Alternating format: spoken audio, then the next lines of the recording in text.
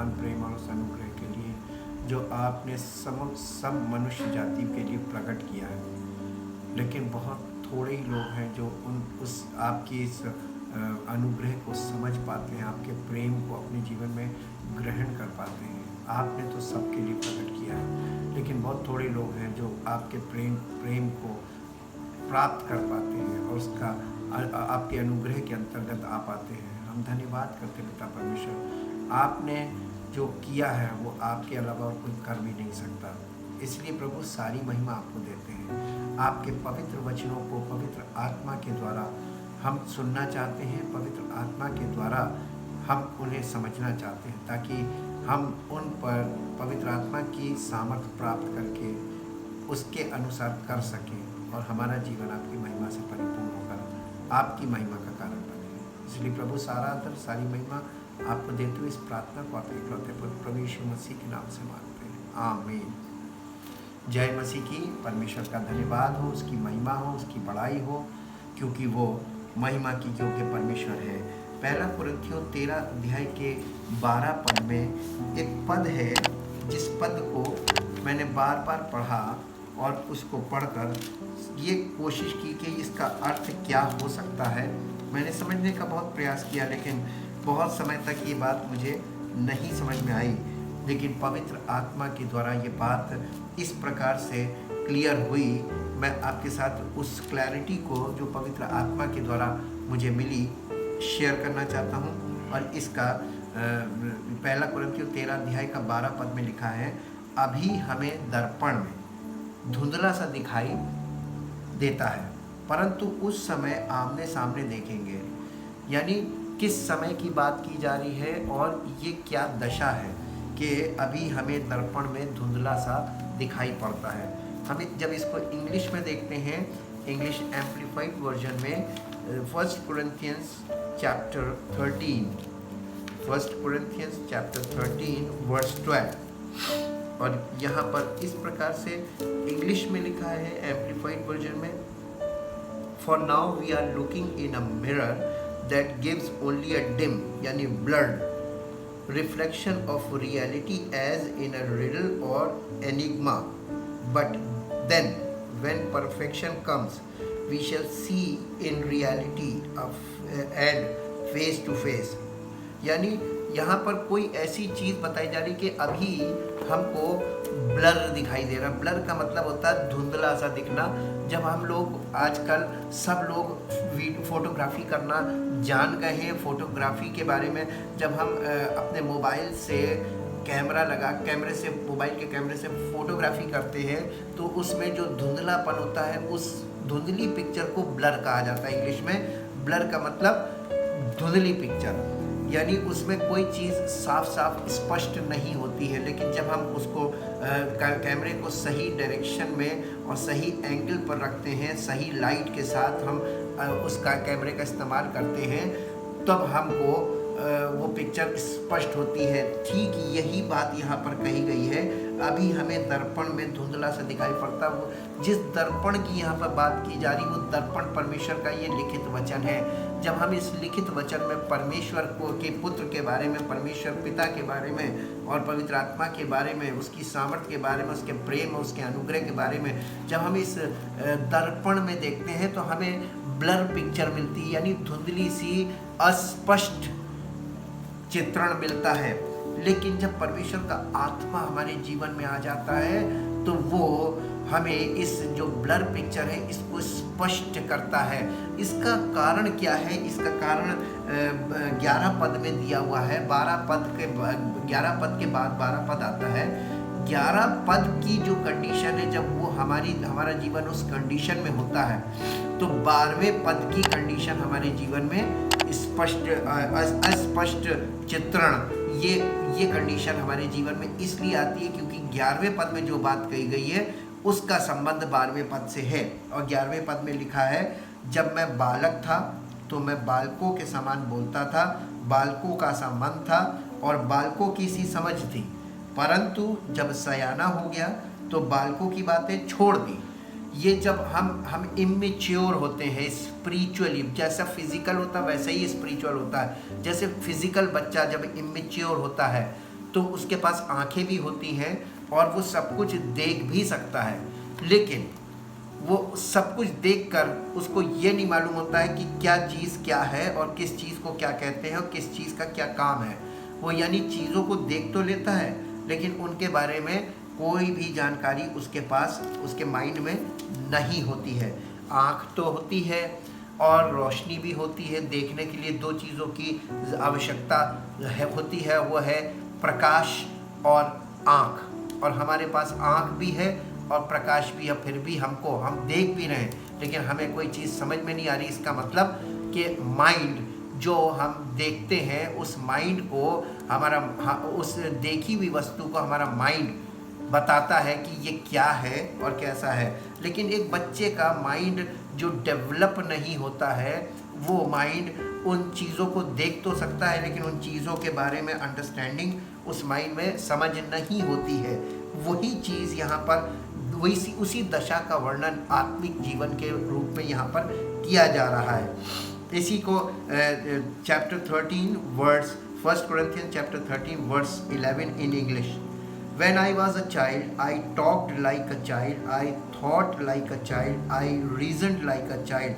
Now that I have become a man, I am done with childish ways and have put them aside. यानी जब हम mature हो जाते हैं, जब हमारा माइंड मैच्योर हो जाता है, तब हम वो बचपने वाली सोच और बचपने वाली बातें नहीं करते हैं।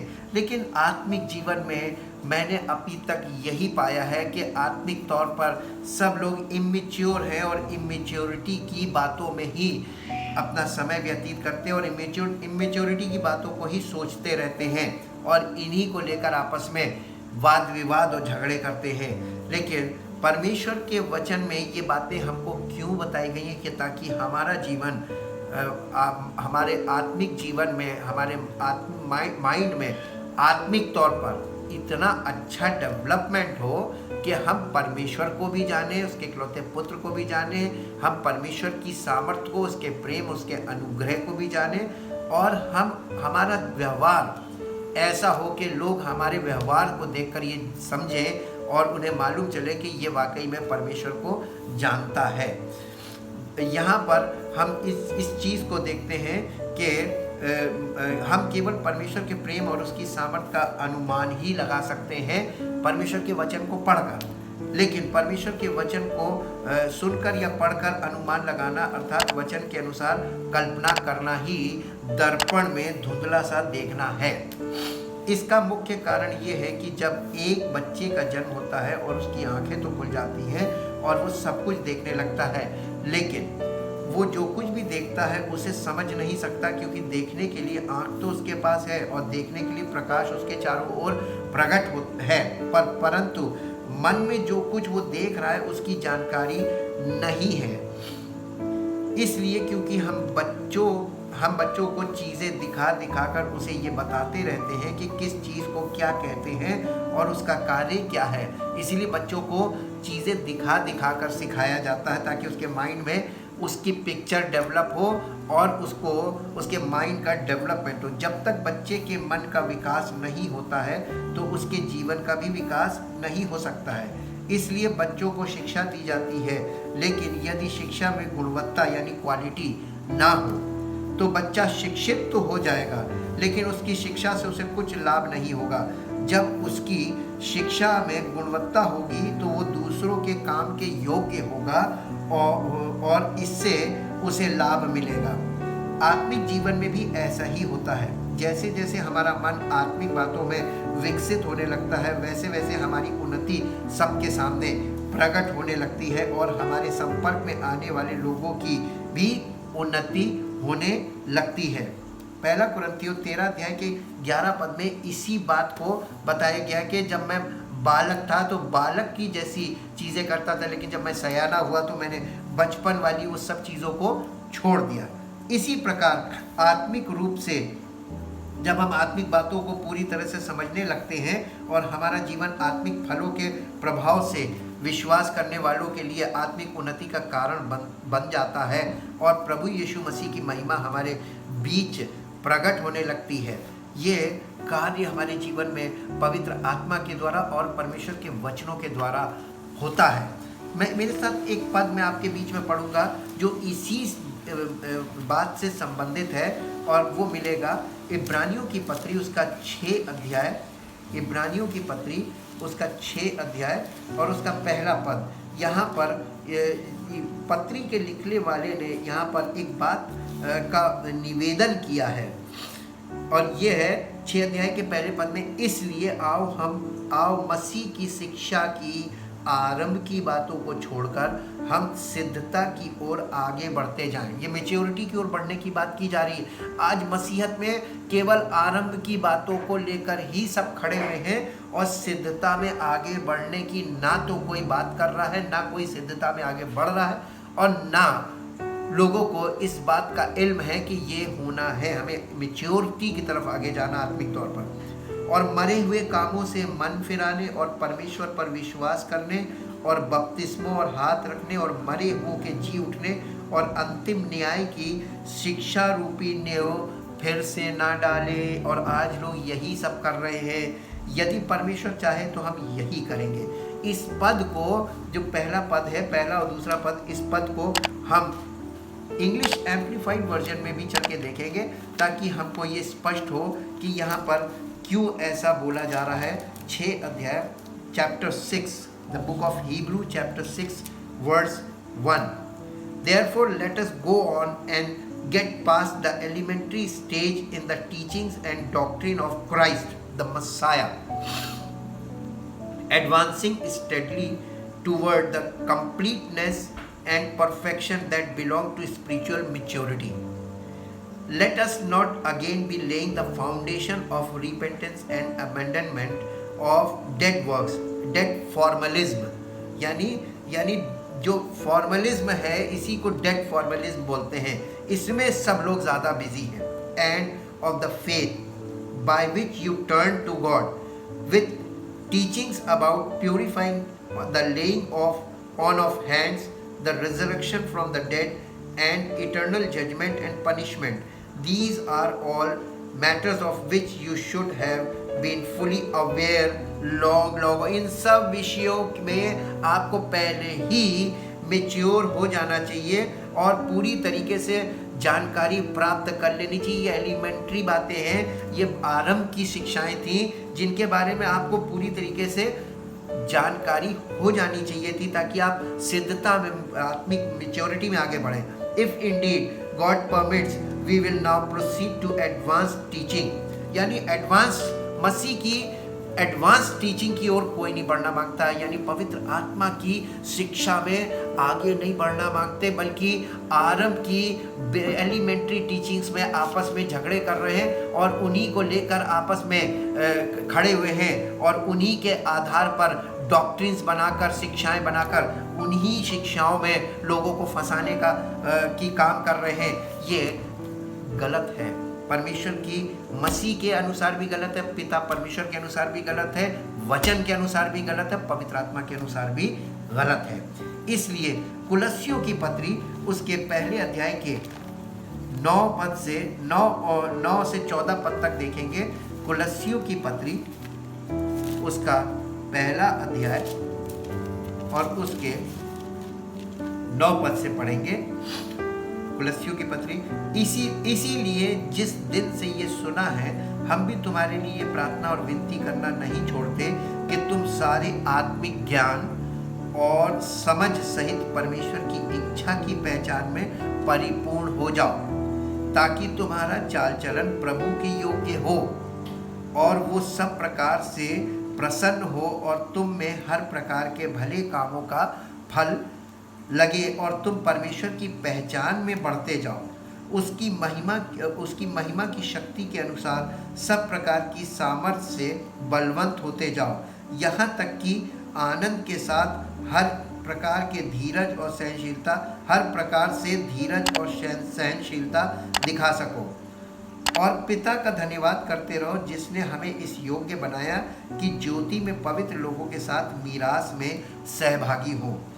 उसी ने हमें अंधकार के वश से छुड़ाकर अपने प्रिय पुत्र के राज्य में प्रवेश कराया जिसमें हमें छुटकारा अर्थात पापों की क्षमा प्राप्त होती है।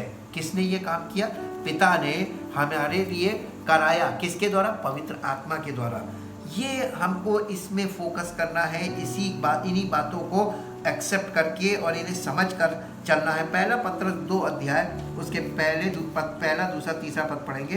पहला पत्रस 2 अध्याय और उसका पहला दूसरा और तीसरा पद। इसलिए सब प्रकार का बैर भाव और छल और कपट और डाह और निंदा को दूर करके नए जन्मे हुए बच्चों के समान निर्मल आत्मिक दूध की लालसा करो, ताकि उसके द्वारा उद्धार पाने के लिए बढ़ते जाओ। आज लोग उद्धार पाने के लिए क्यों नहीं बढ़ पा रहे हैं? क्योंकि आत्मिक दूध नहीं मिल रहा है, बल्कि दिमागी बातें की जा रही हैं। क्योंकि तुमने प्रभु की कृपा का स्वाद चख लिया है। यदि आपने प्रभु यीशु मसीह के उद्धार का सुसमाचार सुना, तो आपने प्रभु की कृपा का स्वाद चख लिया है। इसी के साथ साथ इफिसियों की पत्री 4 अध्याय 14 और 15 पद पढ़ेंगे। इफिसियों की पत्री 4 अध्याय का 14 और 15 पद। यहाँ पर पौलुस ने कलीसिया को चिट्ठी लिखी और लिखा, ताकि हम आगे को बालक ना रहें, जो मनुष्यों की ठग विद्या और चतुराई से, उनके भ्रम की युक्तियों के और उपदेश के हर एक झोंके से उछाले और इधर उधर घुमाए जाते हों, वरन प्रेम में सच्चाई से चलते हुए सब बातों में उसमें जो सिर है अर्थात मसीह में बढ़ते जाएं। आज लोग मसीह में नहीं बढ़ रहे हैं, बल्कि परंपराओं को लेकर और तमाम उन क्रियाओं को लेकर और आरंभ की मसीह की शिक्षा की आरंभ की बातों को लेकर वाद विवाद कर रहे हैं, झगड़े कर रहे हैं, और सब उन्हीं में आपस में एक दूसरे से अपने आप को नाप तौल करके एक दूसरे से अपने आप को बड़ा छोटा कर रहे हैं। ये चल रहा है। इसी के साथ साथ हम इसी को एम्प्लीफाइड इंग्लिश वर्जन में देखेंगे। The book of Ephesians chapter 4 verse 14, so then we may no longer be children, यानी आगे को हम बच्चे ना बने रहें आत्मिक तौर पर, tossed like ships to and fro between chance and gusts of teaching, यानी हम इस तरीके से इधर उधर उछाले ना जाए। कभी हम चांस का मतलब होता है कभी संयोग के वश में और कभी किसी शिक्षा के वश में। कभी तो हम संयोग के वश में चले जाते हैं, कभी हम शिक्षा के वश में चले जाते हैं। यानी गस्ट ऑफ टीचिंग्स का मतलब तरह तरह की शिक्षाएं, ढेर सारी। And wavering with every changing wind of doctrine, यानी जो शिक्षाएं हैं ये समय के हिसाब से शिक्षाओं में बदलाव होता जा रहा है, और उन बदलावों के कारण हम उसी में उछल रहे हैं, इधर से उधर। किसी बात को हम पूरी तरीके से समझ नहीं पा रहे हैं। परमेश्वर के वचन की बातें हैं ये। द प्रे ऑफ, यानी प्रे ऑफ का मतलब है कि हम उनका शिकार बन रहे हैं, शिक्षाओं का शिकार हो रहे हैं। The cunning and cleverness of अनस्क्रूपुलस man, यानी कुछ ऐसे लोग होते हैं जो इस तरीके से वचन को घुमा फिरा के, वचन की बातों को ट्विस्ट करके और उनके अर्थों को बदलकर, उनकी बातों को, उसकी मीनिंग को बदलकर, उनके संदर्भ को बदलकर हमको शिक्षाएं देते हैं और उन शिक्षाओं में हमें फंसा लेते हैं। और इस तरीके की यहाँ पर लिखा है, और जब तक हम इमेच्योर होंगे तब तक हमारा इसी तरीके से हम शिकार होते रहेंगे और हमारे जीवन में कोई लाभ नहीं आएगा। यहाँ लिखा है गैम्बलर्स एंगेज, यानी गैम्बलर्स का मतलब होता है जुआ खेलने वाले। इस प्रकार के लोग जो हमें लेकर उछाल रहे हैं और हमारे साथ खिलवाड़ कर रहे हैं हमारे जीवन के साथ। In every shifting form of trickery in inventing errors to mislead, यानी हमें पथ भ्रष्ट करने के लिए, हमें मार्ग से भटकाने के लिए तरह तरह के तरीके खोजे जा रहे हैं, ताकि हम मसीह की आदि शिक्षा की बातों में ही फंसे रहें और एडवांस की ओर ना बढ़े, उसकी एडवांस एजुकेशन की ओर ना बढ़े, ताकि हम मैच्योर ना हो। सब लोग हमारी आत्मिक मैच्योरिटी को नष्ट करने का काम कर रहे हैं, अगर सीधी बात कहें तो। और आत्मिक तौर पे जब आप बालक रहेंगे तो आप गलातियों की पत्री 4 अध्याय को पहले पद को पढ़ेंगे। वहाँ पर लिखा है कि एक नाबालिग और एक गुलाम में कोई अंतर नहीं। तो आप गुलाम बने रहेंगे, नाबालिग गुलाम के बराबर होता है। ये कारण है आपको आत्मिक तौर पे वयस्क ना होने देने का, मैच्योर ना होने देने का कारण कि आप गुलाम बने रहें। यिर्मयाह नबी की पुस्तक उसके 12 अध्याय का 2 पद, यहाँ पर भविष्यवाणी में एक बड़ी अच्छी बात लिखी है जो मुझे बहुत अच्छी लगी। यिर्मयाह 12 अध्याय के 2 पद में लिखा है, तू उनको बोता और वे जड़ भी पकड़ते, वे बढ़ते और फलते भी हैं। तू उनके मुंह के निकट है परंतु उनके मनों से दूर है। परमेश्वर आज हमारे मुंह के तो बहुत निकट है, सब लोग हे प्रभु तो करते हैं, लेकिन हमारे मन से, हमारे माइंड में परमेश्वर की कोई मैच्योरिटी नहीं, परमेश्वर की कोई ऐसी बात नहीं है जिसके द्वारा ये बात हमारे जीवन में लगातार प्रकट हो कि परमेश्वर को हम जानते हैं और परमेश्वर के साथ हम चल रहे हैं। यशायाह नबी की पुस्तक को इसी बात को यशायाह ने इस प्रकार से कहा। यशायाह के 29 अध्याय का 13 और 14 पद में इस प्रकार से यशायाह ने कहा, प्रभु ने कहा, ये लोग जो मुंह से मेरा आदर करते हुए समीप आते परंतु अपना मन मुझसे दूर रखते हैं, और जो केवल मनुष्यों की आज्ञा सुन सुनकर मेरा भय मानते हैं, इस कारण सुन, मैं इनके साथ अद्भुत काम वरन अति अद्भुत और अचंभे का काम करूंगा। तब इनके बुद्धिमानों की बुद्धि नष्ट होगी और इनके प्रवीणों की प्रवीणता जाती रहेगी। आप जिनकी शिक्षाओं में फंस रहे हैं उनकी बुद्धि को वो भ्रष्ट कर देगा और वो शिक्षाएं आपके किसी काम की नहीं रहेंगी। इसलिए परमेश्वर के वचन, जो लिखित वचन है, वो आपके पास है। आप परमेश्वर के वचन पर जो आपके पास है, जो फर्स्ट हैंड है, उसको पवित्र आत्मा के द्वारा उसकी अगुवाई में उस वचन को देखें तो आपको परमेश्वर के वचन की महिमा आपके जीवन से होने लगेगी। जब आप उसको वैसा ग्रहण करेंगे जैसा वहाँ पर लिखा गया है, जिस संदर्भ में जो बात बोली गई उस बात को उसी संदर्भ में आपको समझना चाहिए। ये मैच्योरिटी है। इसी के साथ साथ पहला तीमुथियुस 4 अध्याय उसके 16 पद में इस प्रकार से लिखा, पौलुस ने लिखा तीमुथियुस को, अपनी और अपने उपदेश की चौकसी रख। आज लोग प्रचार तो कर रहे हैं लेकिन प्रचार करने वाला अपने जो बातें वो बोल रहा है उसकी चौकसी नहीं कर रहा है, उसकी चौकसी नहीं रख रहा है। अपनी और अपने उपदेश की, यानी पहले हमें अपने हृदय की चौकसी रखनी है, फिर अपने उपदेश की। उपदेश निकलता हृदय से है और इन बातों पर उपदेश की चौकसी रख, इन बातों पर स्थिर रहे, क्योंकि यदि ऐसा करता रहेगा तो तू अपने और अपने सुनने वालों के लिए भी उद्धार का कारण होगा। आप चाहते हैं कि आपके द्वारा लोग जब वचन सुने तो उन्हें उद्धार मिले, उसके लिए आपको अपनी और अपने उपदेश, 2 चीज़ों की आपको चौकसी करनी पड़ेगी। उपदेश देने से पहले आपके जीवन में वो चीज़ अनुभव के साथ होनी चाहिए, और अगर नहीं है तो आपका उपदेश कभी भी फलवंत नहीं होगा, उसका कोई रिजल्ट नहीं आएगा, क्योंकि परमेश्वर का वचन कभी भी निष्फल नहीं हो सकता है अगर वो परमेश्वर की आत्मा के द्वारा, क्योंकि परमेश्वर के वचन में परमेश्वर की आत्मा की सामर्थ्य प्रकट होकर काम करती है।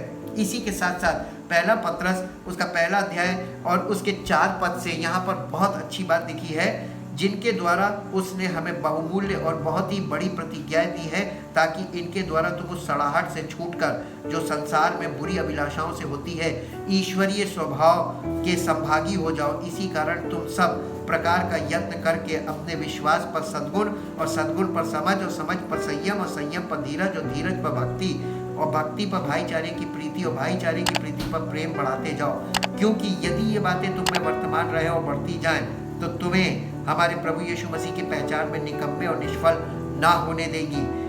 क्योंकि जिसमें ये बातें नहीं है वो अंधा है और धुंधला देखता है और अपने पिछले पापों से धुलकर शुद्ध होने को भूल बैठा है। यहाँ इसके 9 पद तक और आगे लिखा 10वें पद में, इस कारण हे भाइयों, अपने बुलाए जाने और चुन लिए जाने को सिद्ध करने का भली भांति यत्न करते जाओ, क्योंकि यदि ऐसा करोगे तो कभी भी ठोकर ना खाओगे, वरन इस रीति से तुम हमारे प्रभु और उद्धारकर्ता यीशु मसीह के अनंत राज्य में बड़े आदर के साथ प्रवेश करने पाओगे। अब इसी को इंग्लिश एम्प्लीफाइड में देखेंगे ताकि हमें ये बात समझ में आए और हमको ये मालूम हो कि हमें किस चीज़ का ध्यान रखना है। 2 पीटर दूसरा पत्रस उसका 1 अध्याय और उसके 4 पद से देखेंगे, bye means of these he has bestowed on us his precious and exceedingly great promises, so that through them you may escape by flight from the moral decay, rottenness and corruption that is in the world because of covetousness. Covetousness का मतलब होता है lust and greed, लालच, and become sharer, partakers of the divine nature. For this very reason, adding your diligence to the divine promises, employ every effort in exercising your faith to develop virtue, excellence, resolution, यानी मसीही ऊर्जा जिसको बोलते हैं हिंदी में, and in exercising virtue develop knowledge, यानी ये development हमारे अंदर होना चाहिए। Develop knowledge means intelligence, and in exercising knowledge develop self control, and in exercising self control develop steadfastness यानी पेशेंस यानी धीरज, and in exercising steadfastness develop godliness, godliness का मतलब होता है भक्ति, and in exercising godliness develop brotherly affection, and in exercising brotherly affection develop Christian love यानी मसीही प्रेम आपके अंदर डेवलप होना चाहिए। ये डेवलपमेंट स्टेप बाय स्टेप लिखा हुआ है। For as these qualities are yours in and increasingly abound in you, they will keep you from being idle, यानी तुम्हें व्यर्थ नहीं होने देंगी, और unfruitful unto the full personal knowledge of our Lord Jesus Christ, the Messiah, the Anointed One. For whoever lacks these qualities is blind spiritually, short-sighted, seeing only what is near to him, and has become obvious to the fact that he was cleansed from his old sins. Because of this, brethren, be all the more solicitous and eager to make sure, to ratify, to strengthen, to make steadfast your calling and election. For if you do this, you will never stumble or fall. Thus there will be richly and abundantly provided for you entry into the eternal kingdom of our Lord and Savior Jesus Christ. परमेश्वर का धन्यवाद कीजिए उसके वचनों के लिए जो पूर्ण रूप से सत्य हैं, और जो बातें इनमें लिखी हैं वो बातें आज लोगों में दिखाई इसलिए नहीं दे रही हैं क्योंकि वो बातें लोगों तक पहुंची ही नहीं, और जो बातें लोगों तक पहुंची हैं वो केवल ट्रेडिशन है। ट्रेडिशनल मैटर्स लोगों के सामने रखे जाते हैं और उनको ट्रेडिशनली फॉलो करना सिखाया जा रहा है, जबकि पवित्र आत्मा हमें परमेश्वर की सच्चाई बताना मांगता है, दिखाना मांगता है, और उन सच्चाइयों में चलने की सामर्थ्य देकर हमें चलाना चाहता है। क्या आप परमेश्वर की सच्चाई को एक्सेप्ट करना चाहते हैं, उसको अपने जीवन में फॉलो करना मांगते हैं? पवित्र आत्मा आपकी सहायता के लिए तैयार है। अगर आप पवित्र आत्मा के नज़रिए से परमेश्वर के वचनों को देखना, सुनना, समझना शुरू कर देंगे, आपका जीवन परमेश्वर की महिमा से परिपूर्ण होने लगेगा, और एक दिन ऐसा होगा जब आपके जीवन से उसकी महिमा प्रकट होने लगेगी। आइए अपने जीवन को समर्पित करें और उसका धन्यवाद करें, और ये समर्पण सच्चा हो ताकि उसका पवित्र आत्मा हमारे जीवन में अद्भुत कार्य करने पाए, ताकि परमेश्वर की महिमा प्रकट हो। धन्यवाद करते हैं पिता परमेश्वर आपके इकलौते पुत्र प्रभु यीशु मसीह के लिए। उसके बलिदान के द्वारा आपने हमें अपनी उपस्थिति में आने के लिए द्वार खोला है, और यीशु मसीह ने जैसे कहा था कि द्वार में वो बिल्कुल सही है, उसके बिना कोई पिता की ओर जा ही नहीं सकता, और वो द्वार भी वही है और मार्ग भी वही है, और पवित्र आत्मा उस मार्ग में चलने में हमारी अगुवाई करता है। लेकिन हम धन्यवाद करते हैं पवित्र वचनों के लिए भी, क्योंकि इन्हीं वचनों के द्वारा पवित्र आत्मा हमारी अगुवाई करता है। हे प्रभु, आपका अनुग्रह आपके बिना हमारे जीवन में कभी सिद्ध नहीं हो सकता। जितने लोग इन वचनों को सुनते हैं, इस तेरे वचन की बातों को सुनते हैं और इनमें मन लगाते हैं, उनके जीवन में पवित्र आत्मा की सामर्थ प्रकट हो और अद्भुत आश्चर्य कर्म हो, और सिर्फ आपकी महिमा प्रकट हो, और सारा आदर सारी महिमा आपको मिले। इस प्रार्थना को आपके इकलौते पुत्र प्रभु यीशु मसीह के नाम से मांगते हैं, आमीन। परमेश्वर आपको आशीष दे। Praise the Lord.